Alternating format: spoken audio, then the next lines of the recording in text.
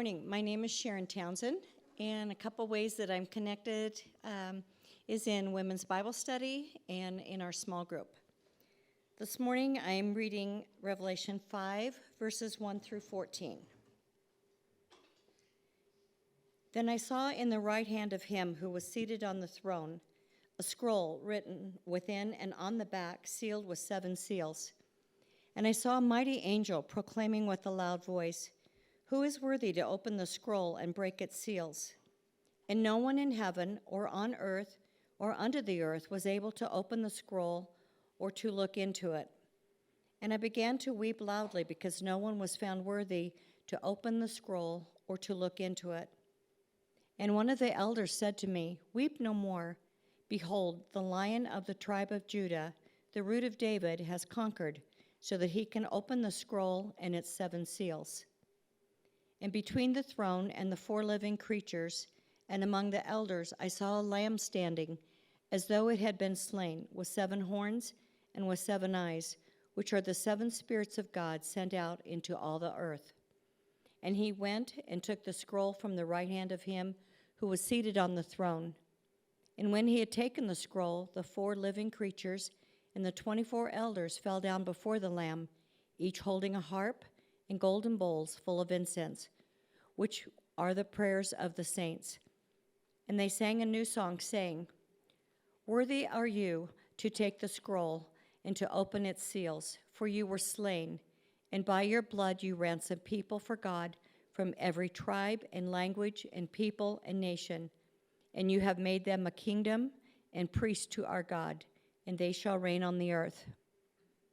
Then I looked, and I heard about the throne and the living creatures and the elders the voice of many angels, numbering myriads of myriads and thousands of thousands, saying with a loud voice, "Worthy is the Lamb who was slain, to receive power and wealth and wisdom and might and honor and glory and blessing." And I heard every creature in heaven and on earth and under the earth and in the sea and all that is in them, saying, "To him who sits on the throne and to the Lamb be blessing and honor and glory and might forever and ever."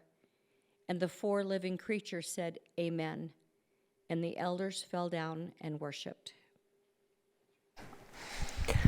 My name is Zack Thompson. I'm one of the pastors on staff here at Calvary Bible Church, and we're continuing our series through the book of Revelation. And from the very beginning, we've said that this entire book, is a revelation. It is showing us, it is revealing Jesus to us. But it does so in a way that tends to pull back the curtains on this world and what we fill our time with to show us what is actually happening, what Jesus is actually doing.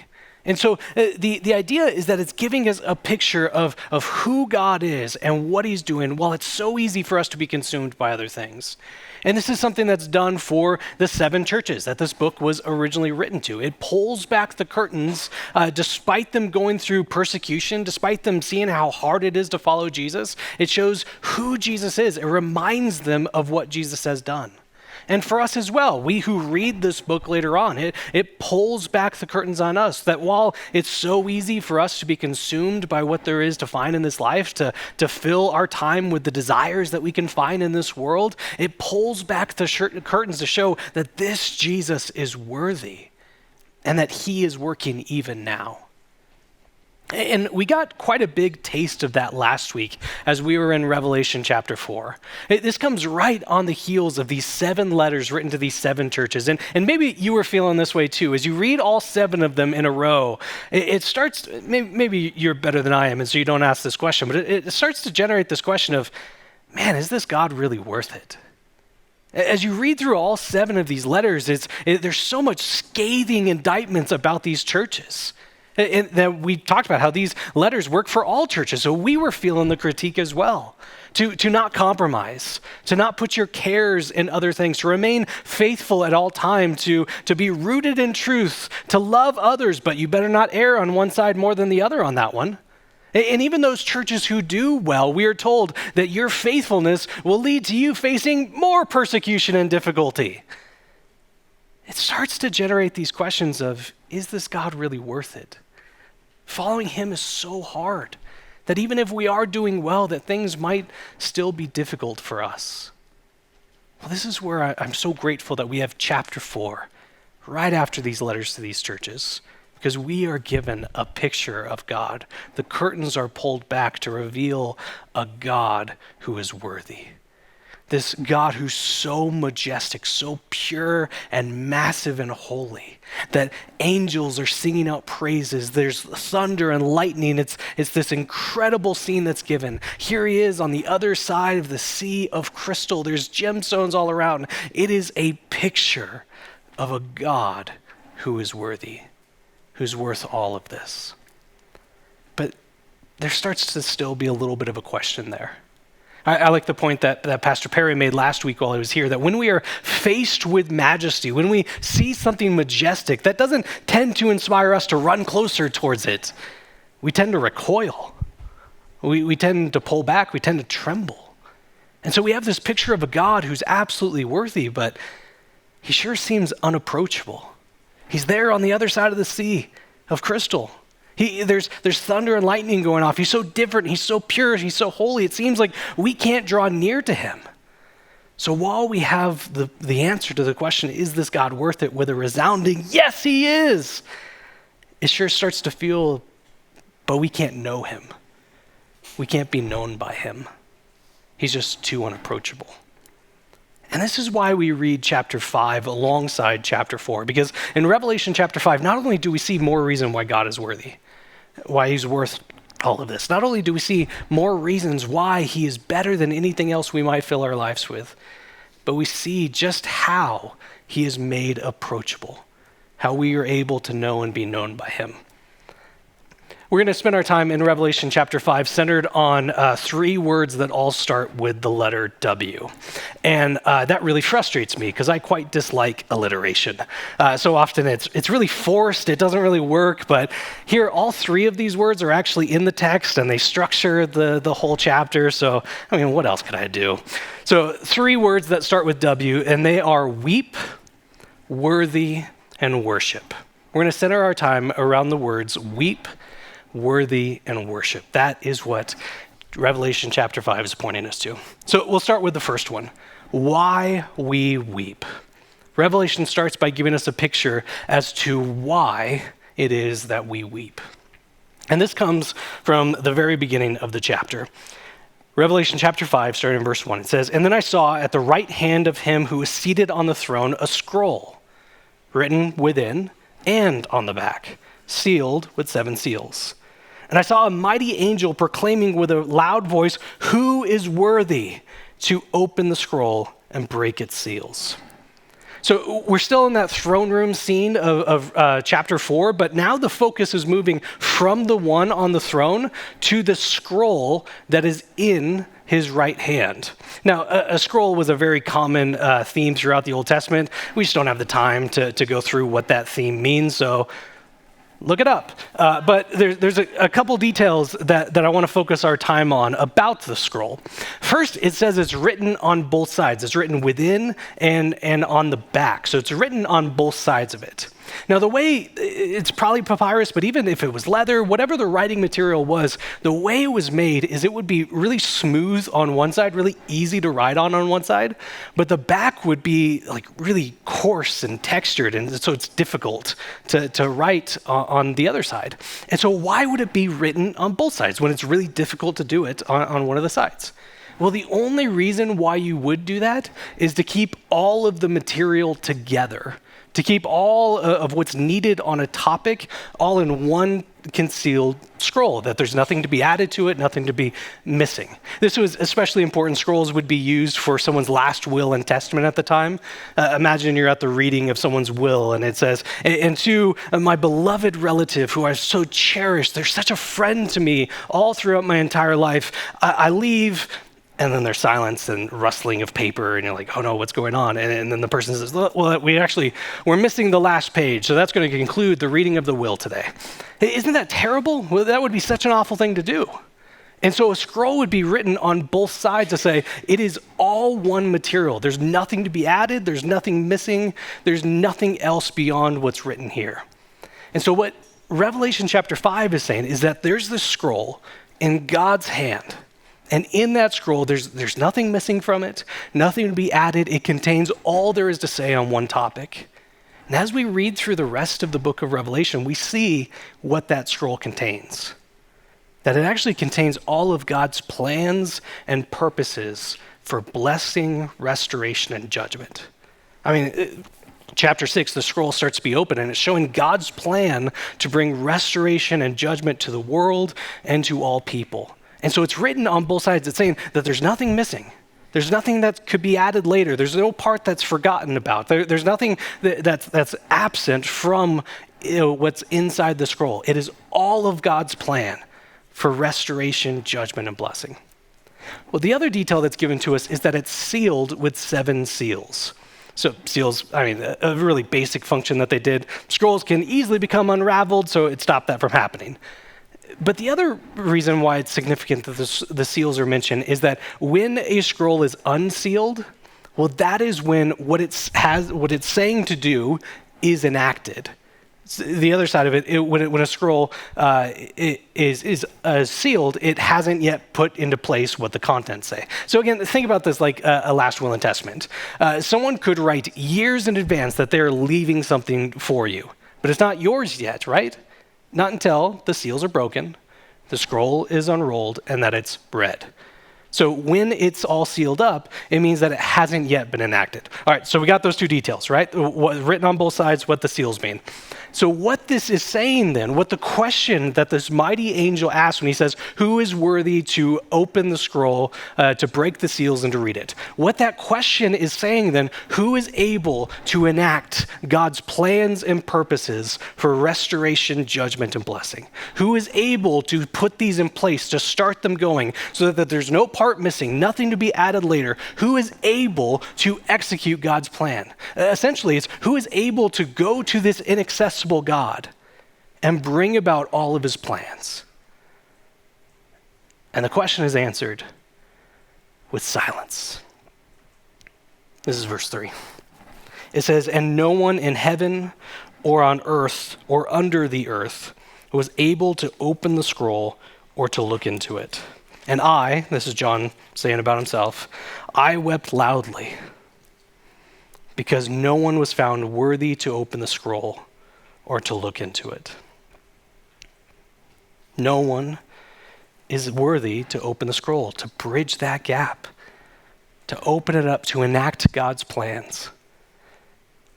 This is what D.A. Carson said on this topic. He said, to get to this God, to break the seals of the scroll that lies in the right hand of his power, you have to cross the sea of glass. You have to get through these serrated ranges of angels who are already terrifying in themselves, to get through a thunderstorm, then approach this God whom even the angels are hiding their faces from, and take something from his right hand and then split open the seals. You can't approach this God like that. He's not a toy. He's not a souped-up human being. He is a terrifying, awesome God. So the challenge is, who is rank so exalted, attributes so marvelous, life so perfect and holy as to approach the throne of God, take the scroll, break the seals, open it, and bring to pass God's promises for redemption and blessing? Who can do that? Well, it's silent. No one steps forward. No one is worthy. So John begins to weep. Now, I read some people who actually mocked John for weeping in this time. How can you be crying right now? Look at this incredible vision that you're being given. How can you be weeping? You know what Jesus has promised you, so suck it up. Things are going to be fine. I think this is such an uncharitable reading of the text. And it ignores the place that we often find ourselves in a similar spot of John in this passage.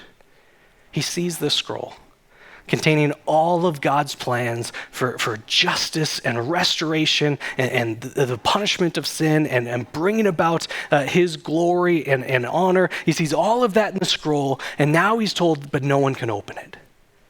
He just got done writing letters to these 7 churches, and each one of these letters say, here is promises for you. If you persevere, if you conquer, here is what will happen for you. And now it's looking like those promises won't come true. He's seeing right here the scroll which will bring about God's plan, and all source of hope is evaporating in front of his eyes. It starts to come with this question of, was it all just too good to be true?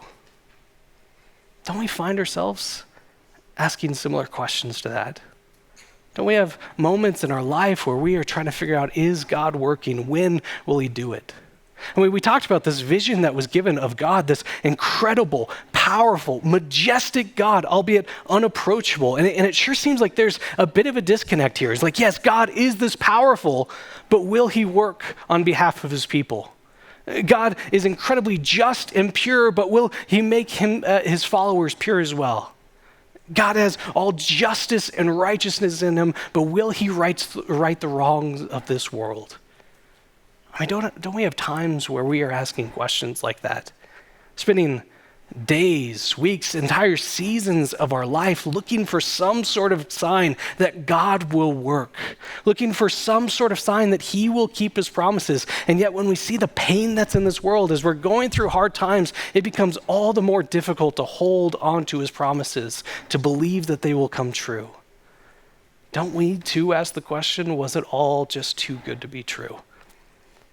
I mean, maybe we don't ask that. Maybe we're spared from feeling that. Maybe we aren't like the people all throughout the Bible who cry out the same cry, how long, O Lord?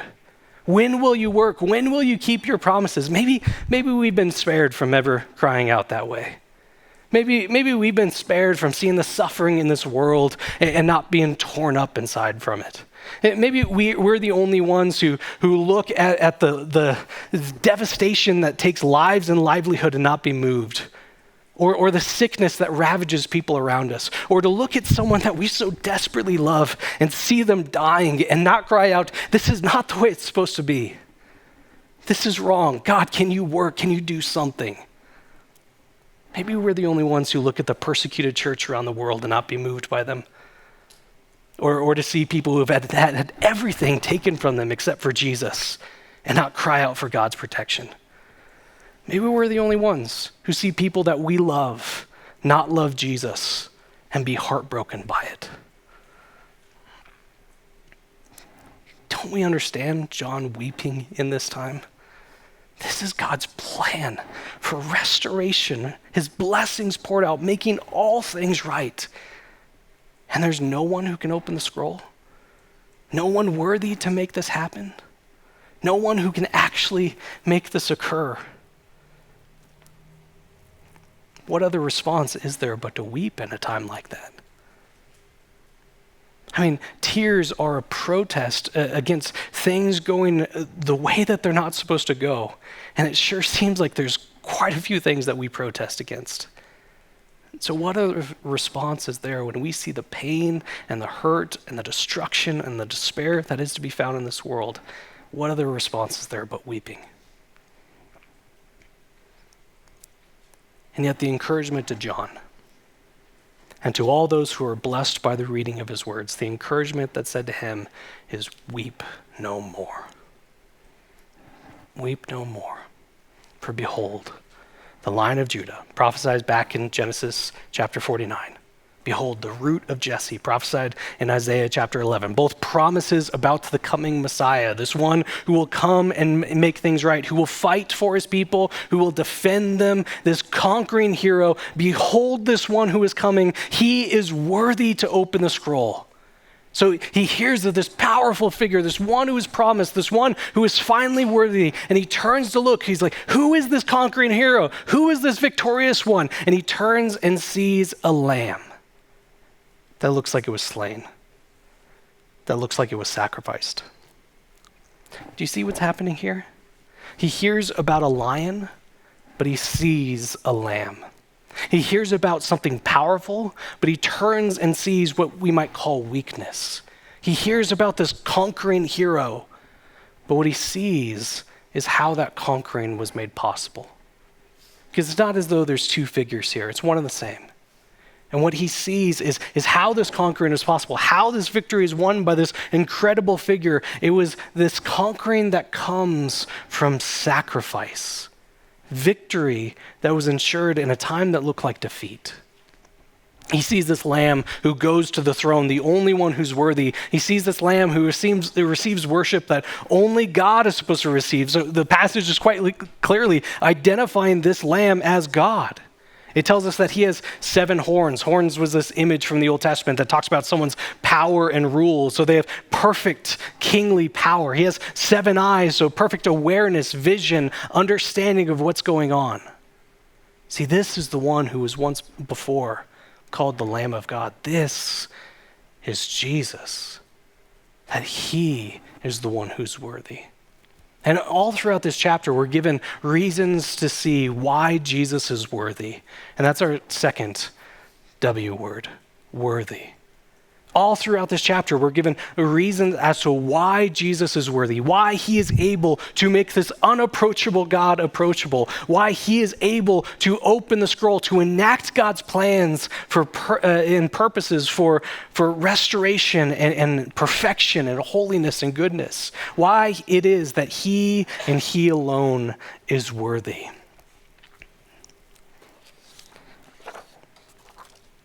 Look at Revelation chapter 5, starting in verse 9, as we see how this unapproachable God is made approachable. Turn too many pages. Verse 9 says, "And they sang," all these figures in this heavenly scene, they sang a new song saying, "Worthy are you to take the scroll and to open its seals." Why is it that he's worthy? "For you were slain, and by your blood you ransomed people for God." Why is it that he's worthy? "For from every tribe and language and people and nation." Why is it that he's worthy? "For you have made them a kingdom and priests to our God, and they shall reign on the earth."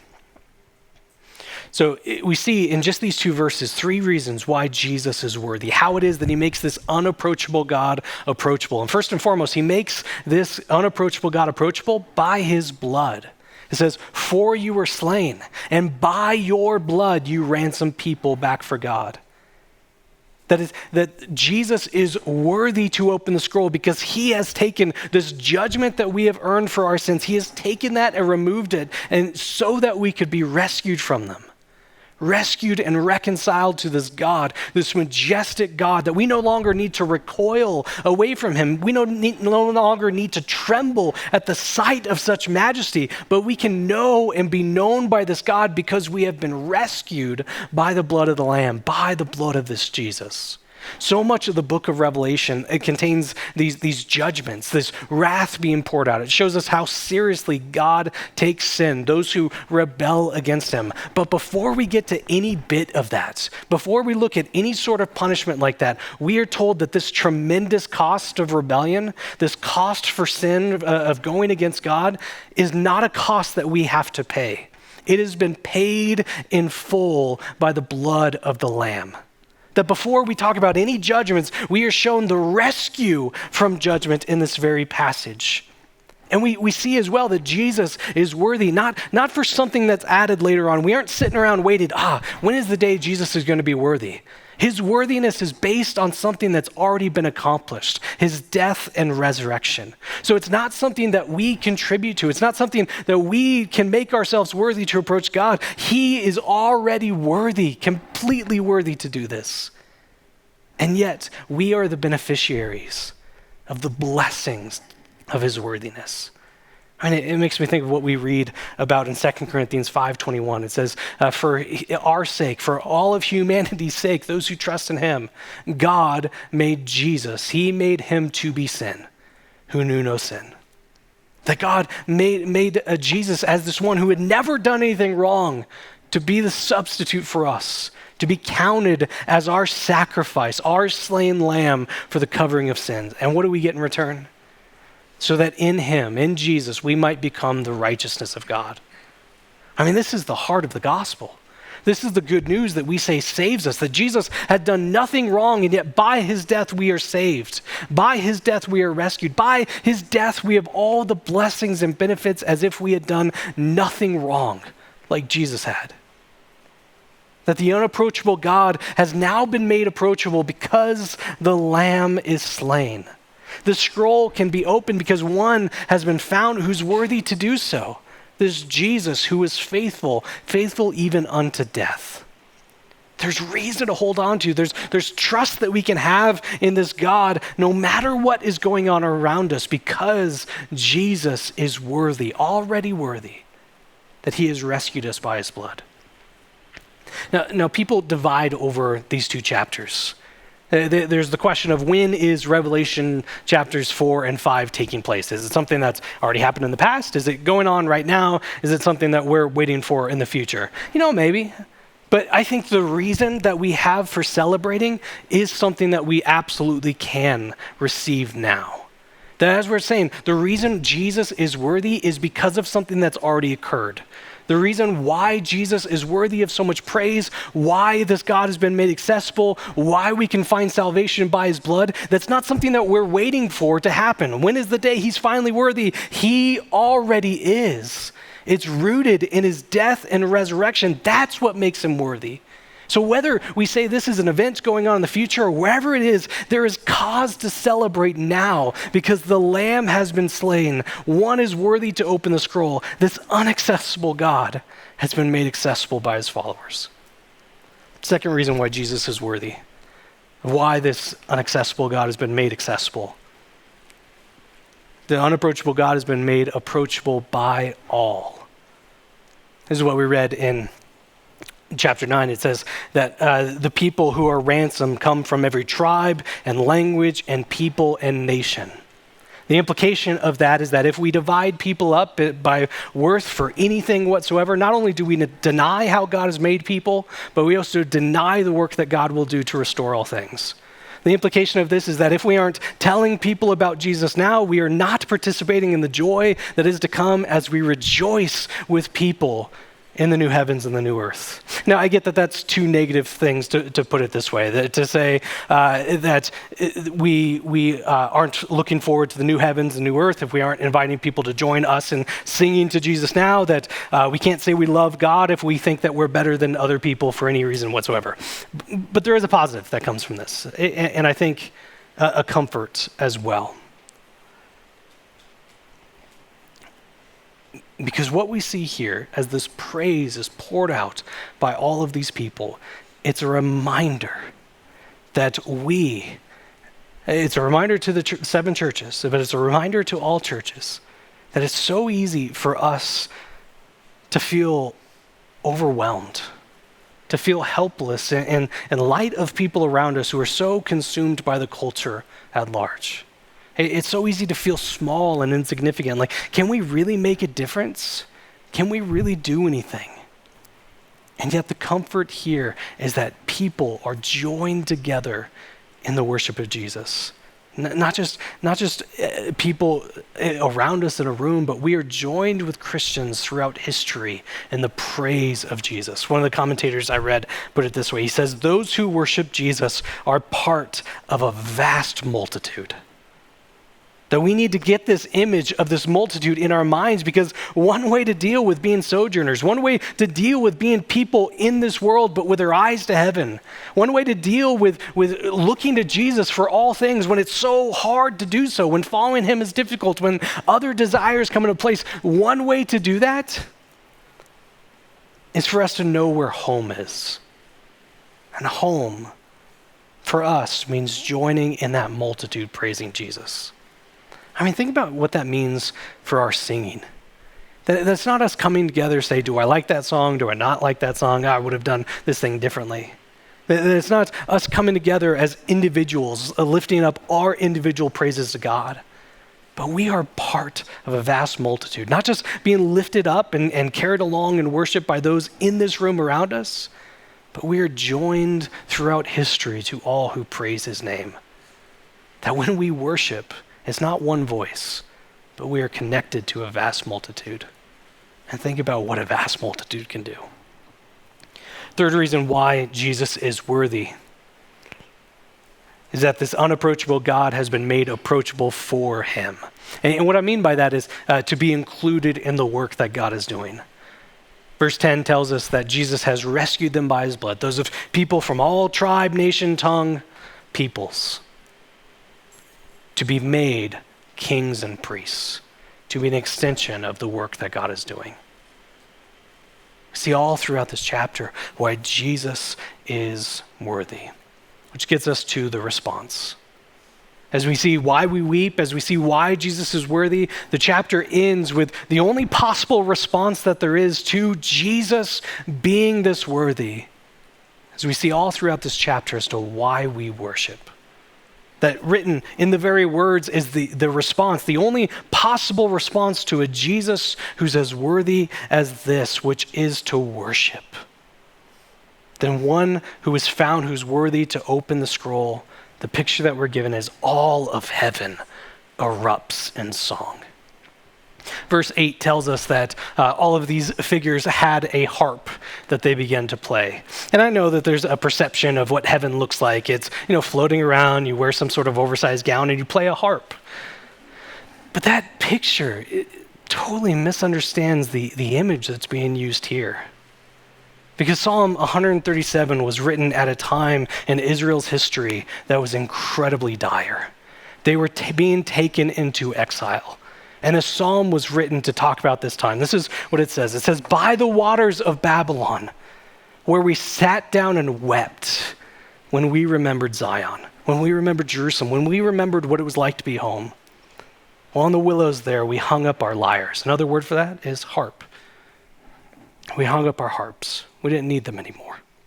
For there our captors required of us songs, and our tormentors mirth, saying, sing us one of the songs of Zion. Sing one of your happy songs. How shall we sing the Lord's song in a foreign land? So what is Revelation 5 saying? It's saying, remember back when God's people were going into exile? You hung up your harps. You didn't need them anymore. Things were terrible. There was no room for happy songs. But Revelation 5 is saying, get those instruments. Because now is the time of joyous, raucous celebration. See, the point is not on literal harps or not literal harps. It is saying, grab the instrument that is reserved just for happy music. What is the instrument that makes you happiest? What is the instrument that you think of that just is associated with really joyful music? I think we could all probably agree that it's the mouth harp, right? And so what the passage is saying is grab your mouth harps. Now is the time for joyous, raucous celebration.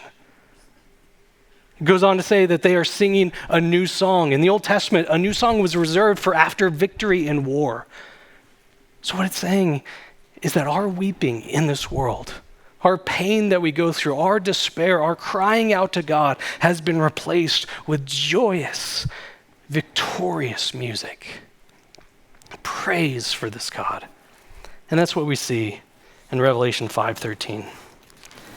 It says, and I heard every creature in heaven and on earth and under the earth and in the sea and all that is in them. Anyone missed out in that one? Or is that a pretty thorough description of everything was saying to him who sits on the throne and to the Lamb be blessing and honor and glory and might forever and ever. See, this is how the curtain is pulled back on all those times we cry out, how long, O Lord? This is how every Christian now lives in a world full of distractions and competing desires. This is how tears are replaced with song. See, the only consolation for the weary and the lost and the broken and the discontented is the same charge that's given to John here. Weep no more, for behold, the Lion of Judah, the root of Jesse, this one who is worthy, this one who can conquer, he is able to open the scroll. And we respond in the same way this passage does, by saying blessing and honor and glory and might forever and ever, and we will do that forever and ever, but it's something that we can participate in now. So grab your mouth harps. It's the time for joyous, victorious celebration. For here is the Lion of Judah, the Lamb of God, who is slain, who has rescued you by his blood.